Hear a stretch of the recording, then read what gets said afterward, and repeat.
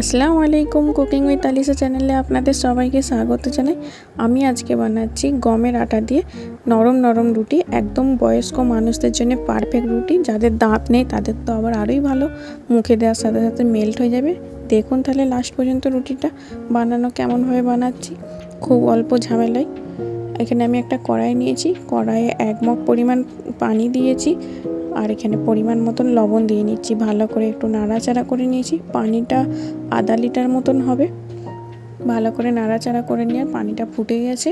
ফুটে যাওয়ার পর আমি গ্যাসের ফ্লেমটা আস্তে করে দিয়েছি। এখানে আমি মোটামুটি 3 চামচ পরিমাণ আটা দিয়েছি, কিন্তু এটা আমাকে আরও আটা লাগবে। আমি প্রথমে একটু দিয়ে নাড়াচাড়া করে নিয়েছি, তারপরে ধীরে ধীরে দিতে যাব আটা। তারপরে আমি আর 1 চামচ আটা দিয়ে নিলাম। ভালো করে নাড়াচাড়া করে নিচ্ছি। আমাকে এখনও পর্যন্ত নরম লাগছে, তাই জন্য আমি আরও 1 চামচ আটা দিয়ে নিচ্ছি।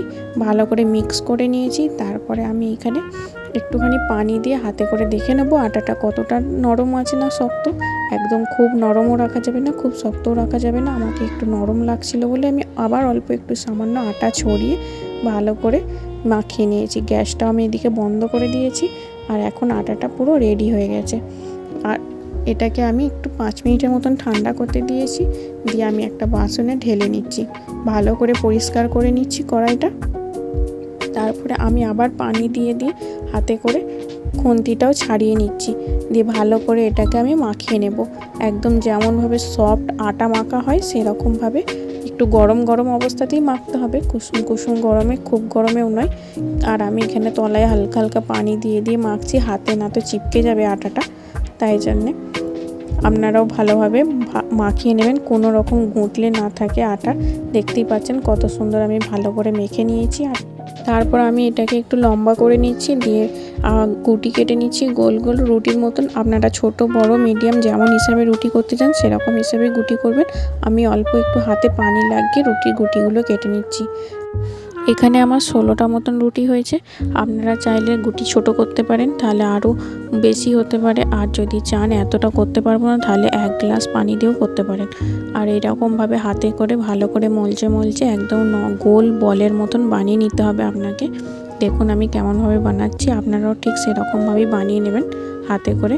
একদম সফট একদম বেনে যাবে। দেখুন, আর একটা নতুন জিনিস আপনাদেরকে দেখাই। এটা আপনারা কেউ বাড়িতে করেছেন কি আমি জানি না। এটাকে আমরা জিনিস বলি। আপনারা কে কী বলেন আমাকে নিশ্চয়ই কমেন্ট করে জানাবেন। এই জিনিস নামটা শুনে হয়তো আপনাদের হাসি পেতে পারে। আমাকেও এরকমই মনে হয় যে জিনিস গয়না হয়, কিন্তু জিনিস এটাকে কি করে বলতে পারে জানি না। বড়রা প্রথম থেকে জিনিস বলেছে বলে আমরাও জিনিসই বলি। আমাদেরও মনে এই কৌতূহলটা আছে যে জিনিস কি করে বলে, কিন্তু এটাকে জিনিসই বলে আমাদের এখানে। কে কি আপনারা বলেন নিশ্চয়ই আমাকে জানাবেন কমেন্ট করে, ঠিক আছে? আর দেখুন আমি 2 রকমভাবে রুটি বানানো আপনাদেরকে দেখিয়ে দিচ্ছি। জিনিসটা আপনাদেরকে বানিয়ে দেখিয়ে দিচ্ছি কেমনভাবে বানায়, হাতে করে ঘুরিয়ে ঘুরিয়ে। দেখুন একদম খুব শৌখিন একদম সুন্দরভাবে বানাতে হয় এটা, সাইডগুলো যেন ফেটে না যায় সেরকমভাবেই। আর এটা আমি ভালো করে এবার বেলে নিচ্ছি। একদম পাতলা করব না আর একদম মোটাও করব না, মিডিয়ামভাবে বেলবো। দেখুন ভালো করে বেলে নিচ্ছি। অনেক বড় বড় রুটি হচ্ছে। আপনারা যদি বড় লাগছে হয়তো রুটি, তাহলে আপনারা ছোট ছোট গুটিও বানাতে পারেন। ছোট ছোট গুটি বানালে আপনাদের রুটির ভাগটাও বেশি হবে। আমার যেমন 16টা রুটি হয়েছে, আপনাদের হয়তো আরও বেশি হবে, 20টাও হতে পারে। যে যেমন হিসেবে গুটি করবেন সেরকম হিসেবে রুটি হবে। দেখিয়ে দিলাম আপনাদেরকে কেমনভাবে বানিয়েছি আমি। প্রথমে বাসনটাই আমি একটু আটা দিয়ে নিচ্ছি, না তো যদি আটাটা চিপকে যায় রুটিটা দিয়ে, এরকমভাবে আমি সব রুটিগুলো বেলে নেবো। আর এটা হচ্ছে আর একটা পদ্ধতি, যে আমি বলের মতন গুটিগুলো বানিয়ে রেখে দিয়েছিলাম সেরকম হিসেবে গুটি নিয়ে এটা আমি একটা বেলে নিচ্ছি। এরকম হিসেবেই সবাই রুটি করে। আমি একটা নতুন স্টাইল আপনাদেরকে দেখালাম, শিখালাম। দেখুন এরকমভাবে বানালেও হবে। এটা বানালে কি একটু আপনার তাড়াতাড়ি হবে, জিনিস বানাতে গেলে একটু দেরি হবে। এরকমভাবে বানিয়ে নিলে আপনাদের শর্টকাটও হবে আর তাড়াতাড়িও হবে। এরকমভাবে বানিয়ে নেওয়াটাই বেস্ট। দেখুন আমি সব আস্তে আস্তে রুটিগুলো বানিয়ে নিচ্ছি। সব কটা রুটি আমার বেলা হয়ে গেছে। এবার আমি এখানে তাওয়া দিয়ে নিচ্ছি। তাওয়াতে এবার রুটিগুলো আমি সেঁকে নেব।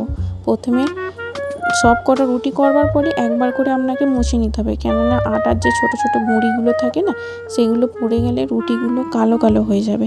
তো আপনাকে এবার রুটিটা ভালো করে উল্টে পাল্টে খুন্তি দিয়ে ভালো করে চাপ দিয়ে দিয়ে রুটিটা আমি 2 ডালি করে ফুলিয়ে নিচ্ছি। আপনারা চাইলে শুকনো ভালো কাপড়া দিয়েও এরকমভাবে করে নিতে পারেন। আর আমার চ্যানেলে আপনারা যারা নতুন তারা আমার চ্যানেলটি সাবস্ক্রাইব করে নেবেন। ভিডিওটি ভালো লাগলে একটা লাইক করে দেবেন, কমেন্ট করতে তো ভুলবেন না। আর লাস্ট পর্যন্ত ভিডিওটা দেখার জন্য সকলকে ধন্যবাদ। এবার আমি সব রুটিগুলো একটা একটা করে নিয়েছি। সব রুটি আমার হয়ে গেছে আর আপনাদেরকে দেখিয়েও দিচ্ছি কতটা সুন্দর, কতটা সফট হয়েছে। একদম বয়স্ক থেকে ছোট বড় সমস্ত মানুষ এরকমভাবে রুটি বানালে 2টো জায়গায় 4টে তো খাবেই খাবে।